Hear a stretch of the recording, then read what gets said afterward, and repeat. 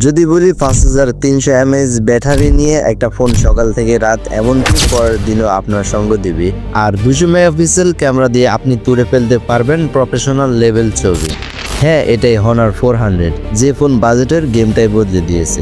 আজকে আমরা এমন এক ডিভাইস নিয়ে কথা বলবো যেটা শুধু স্পেসিফিকেশন দিয়ে বিচার করাটা একটা অপরাধ। এটা Honor 400, আর এটা শুধু একটা ফোন না, এটা একটা স্টেটমেন্ট, একটা ঘোষণা যে সেরা জিনিসটা পাওয়ার জন্য সবসময় সবচেয়ে বেশি টাকা খরচ করতে হয় না। এই ফোনটা কিনা মানে বাজারের পুরো নিয়মটাকে চ্যালেঞ্জ করা। প্রথম দেখায় কি মনে হচ্ছে? একটা শিল্পকর্ম? ঠিক তাই। Honor এটাকে বলছে ফিনিশ পারফেকশন। হাতে নিলে বুঝবেন এটা শুধু দেখতে প্রিমিয়াম না, এর ওজন মাত্র 184 গ্রাম, আর বিল্ড কোয়ালিটি আপনাকে একটা অন্যরকম অনুভূতি দিবে। মনে হবে আপনি ভবিষ্যতের একটা অংশ ধরে আছেন। আর হ্যাঁ, হালকা বৃষ্টি বা ধুলোবালি IP65 রেটিং আপনার চিন্তাকে ধুয়ে মুছে দিবে। ডিজাইন তো দেখলেন, কিন্তু আসল জাদুটা শুরু হয় যখন এর স্ক্রিনটা জ্বলে ওঠে। Display next level. আজকাল 120 হার্টজ রিফ্রেশ রেট অনেকেই দেয়, কিন্তু Honor যা করেছে তা শুনলে আপনি চমকে যাবেন। ভাবুন তো, ভরপুর দুপুরে কড়া রোদের নিচেও আপনি দাঁড়িয়ে আছেন, ফোনের স্ক্রিনে কি দেখা যায়? নিজের চেহারা, তাই না? এই ফোনে আছে 5000 নিট পিক ব্রাইটনেস। আমি আবার বলছি 5000 নিটস। এর মানে হলো সূর্য সরাসরি আপনার ফোনের উপর আলো ফেললেও মনে হবে যেন ঘরের ভিতরে বসে সিনেমা দেখছেন। এই বাজেটে এটা অবিশ্বাস্য। আপনি যা দেখছেন তা বাস্তব নাকি ফোনের স্ক্রিন, এই পার্থক্যটা করাই কঠিন হয়ে যাবে। অ্যামোলেড প্যানেলের গাঢ় কালার আর জীবন্ত রং আপনার চোখকে একটা নতুন দুনিয়ায় নিয়ে যাবে। স্ক্রলিং, গেমিং বা ভিডিও দেখা, প্রতিটা স্পর্শে আপনি এর মসৃণতা আর জীবন্ত অনুভূতি পাবেন। কিন্তু এমন ডিসপ্লেতে দেখার মতো কন্টেন্ট বানাবে কে? আপনি নিজেই। কারণ এখন আমরা কথা বলবো সেই জিনিসটা নিয়ে যার জন্য অনেকেই ফোন কিনেন। হ্যাঁ, ক্যামেরার কথাই বলছি। মেগাপিক্সেলের মানে কি ভালো ছবি? বিতর্কটা পুরনো, কিন্তু যখন 200 মেগাপিক্সেলের সাথে অপটিক্যাল ইমেজ স্টেবিলাইজেশন OIS যোগ করা হয়, তখন আর কি কোনো বিতর্ক থাকে না?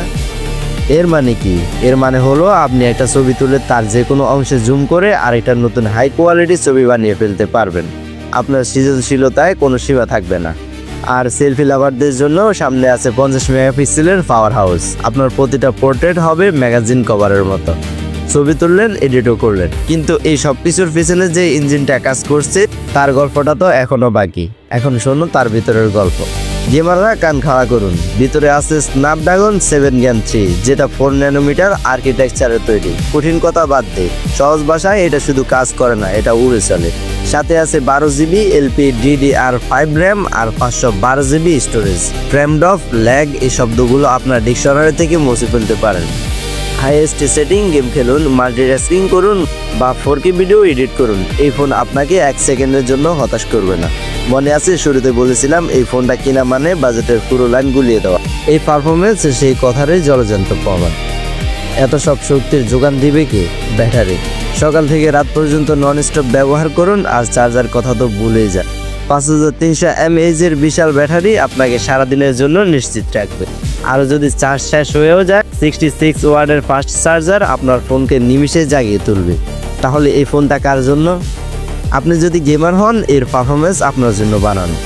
যদি ফটোগ্রাফার বা কন্টেন্ট ক্রিয়েটর হন, এর 200 মেগাপিক্সেল ক্যামেরা আপনার নতুন সঙ্গী। আপনি যদি স্টুডেন্ট হন, এর দীর্ঘস্থায়ী ব্যাটারি আর বিশাল স্টোরেজ আপনার পড়াশোনাকে সহজ করবে।